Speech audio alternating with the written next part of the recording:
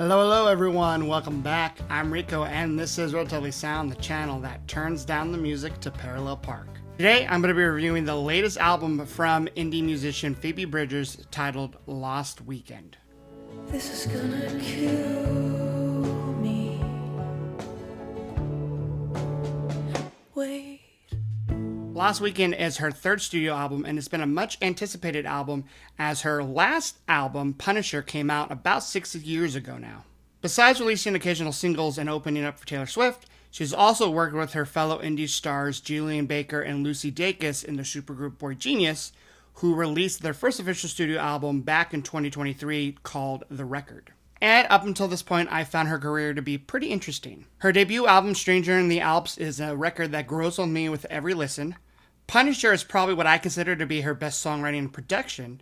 And the Boy Genius record has some amazing songs, especially some of the songs that aren't led by Phoebe. And because all our fans have had to wait so long in between new albums, there's been a lot of anticipation and high expectations once Lost Weekend was officially announced. And for the most part, it seems that fans and critics seem to think that this was well worth the wait, because some of them are calling this album her best work yet. While there were some fans that were a little let down by these new batch of songs and were left a little disappointed. And per usual, I am someone that seems to be right down the middle between those two groups. To me, this album seems to be picking up where Phoebe left off with her last album, Punisher. There's some of that indie folk lace throughout the album's runtime, but I feel like there's even more eternal soundscapes and spacey atmospheric productions on this one. And for me, a lot of the time that works in this album's favor. The ending of the song Kill Me has this really moody progression at the end of the song with these vocal melodies that really remind me of Radiohead. A lot of people are calling this the new I Know the End, and I could tell why, especially with that jump scare at the end where the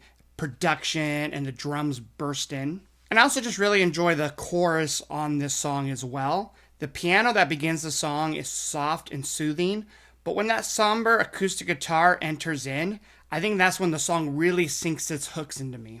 And I really adore the chorus of this song, especially the moment where the music pauses and Phoebe sings the word wait. Especially the second time the chorus runs through, because when she sings wait, there's these little drums that do this fill that seem to kind of like fade out really quick. Super jazzy, it's super cool, and I fucking love it. On the song Liberty Tree, you get these great hypnotizing guitars that do this call and response type thing that becomes really addicting, especially every time they reappear during the chorus. It adds a little tension to the song, and for some reason it just really hooks me. Penultimate track, As Above, has this extremely moving piano melody that still gives me chills whenever I listen to it. And same goes for Phoebe's vocals that become extremely loud and powerful near the end of the song. I really wish she sang in this range a bit more, because she's super talented when it comes to her screaming and her more emotional, louder vocals. And even though Bobby is this really peppy, poppy love song, it feels very genuine and it's very touching, and it just also happens to be a bop that for some reason I actually really like. Is the production a little too big at times? Yes, and it's usually not the type of song that I would latch onto, but the song itself is so good that I really don't mind that as much. It also has some of my favorite lyrics on the entire album, especially the line where she sings, "Now I don't know if I can make it tonight, but what are you doing the rest of my life?"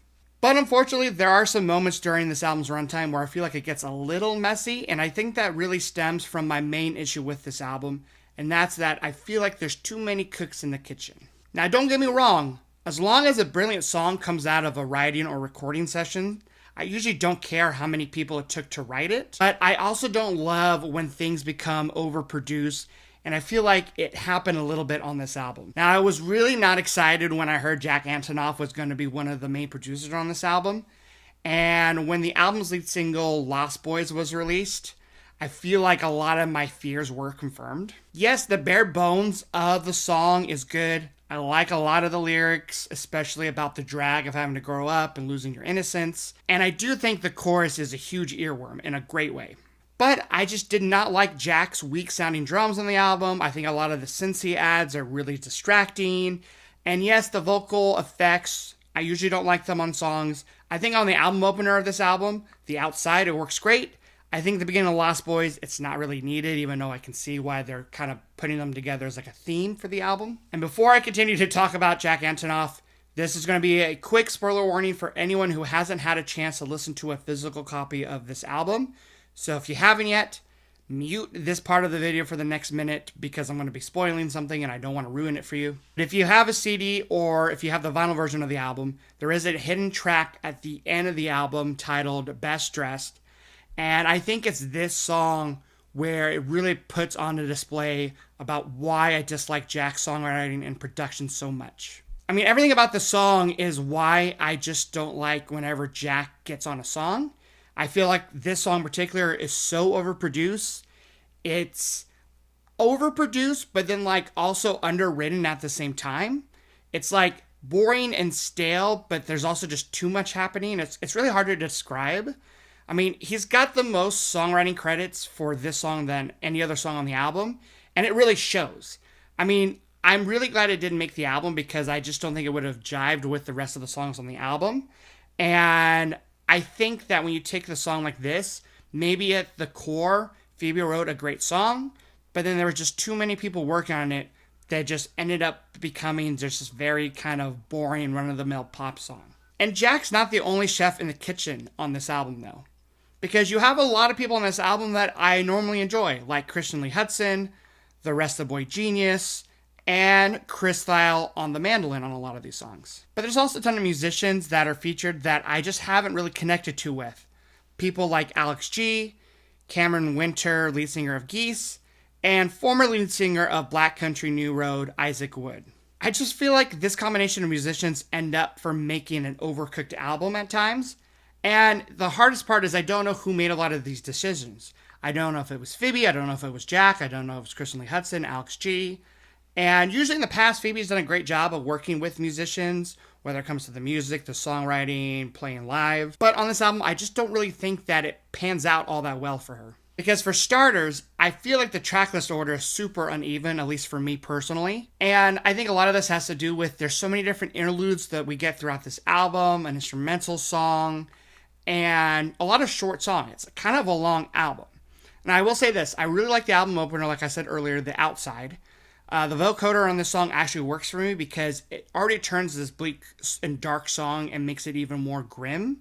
It's kind of haunting, and when it does open up in the middle sections with the cascading piano lines and gentle vocals, I think it makes for a really great contrast. But then you get Lost Boys being the second track, and it just seems like too much of a turnaround, going from the dark, The Outside, to kind of a more upbeat Lost Boys. And I actually think Lost Boys would have made a better album closer than a second track on the album. And I think some of that is because some of these songs vocally and melody-wise, and even the atmospheric production, just blend in too much into one another.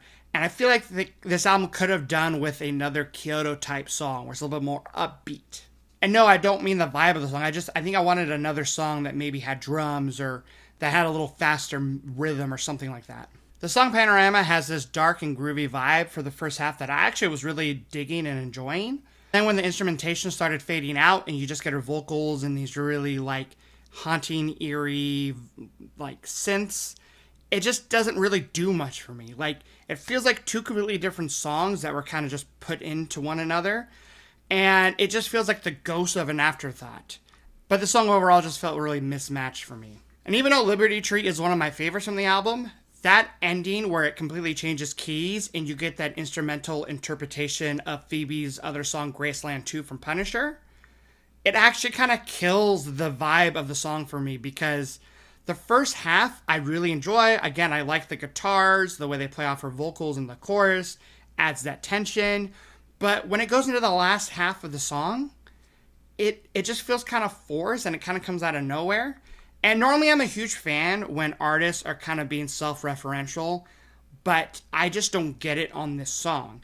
Now, I know some of her fans have said that this Punisher tune, Graceland 2, was maybe a favorite of her dad's, and with this album featuring so many lyrics about her dad's passing, they think that that's why this song is not only featured on Liberty Tree, but also is the instrumental part of the instrumental song on this album called Lost Parade. I get it, and if that's the case, you know, it's a sweet way to have her dad featured on this album, but I don't really feel like it needed to be a part of the song. I think having it as Lost Parade was enough for me, and it's just kind of funny because Graceland 2 was never a favorite song of mine, so the fact that that's the one featured on this album for me is like not my favorite thing in the world.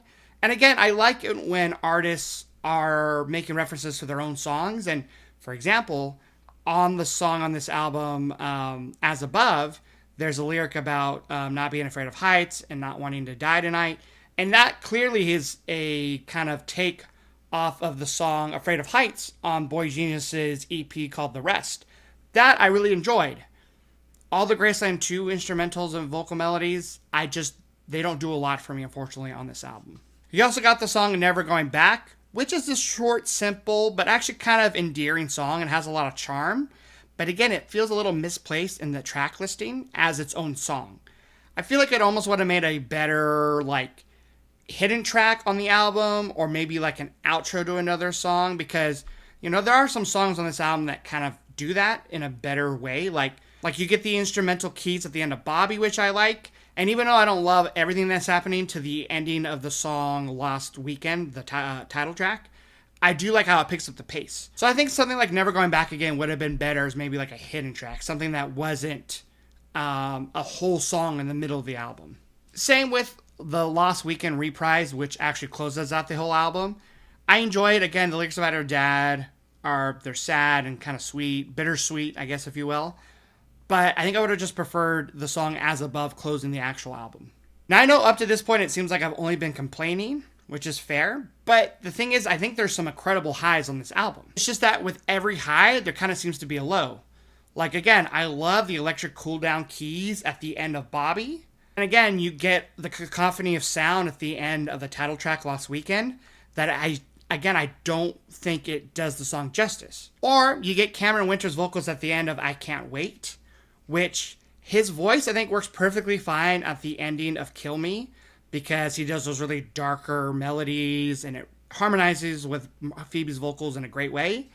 But on the end of I Can't Wait, his uneven falsetto just, I think, almost ruins the song a little bit for me, which is a shame because I think the beginning of the song has potential, and I know the song is a lot of fans' favorites right now, but it just makes me enjoy the song a little less. And I think to an extent, the way I feel about the highs and the lows can also be said about the lyrics, because what I love most about the lyrics and about this album overall is how raw and emotional it can be at times.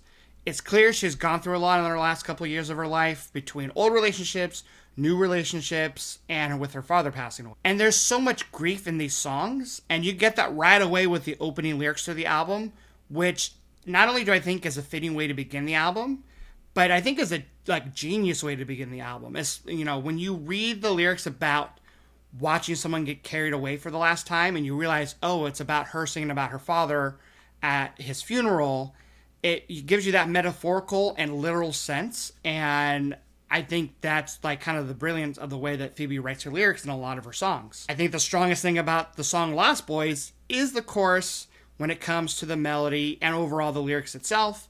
I think Bobby has quite a bit of one-liners that I really enjoy. They just give you that sense of the glow of a new relationship that just makes you smile when you listen and read the lyrics. You get Still Standing and the Lost Weekend reprise at the end of the album, where, again, feature lyrics about her father.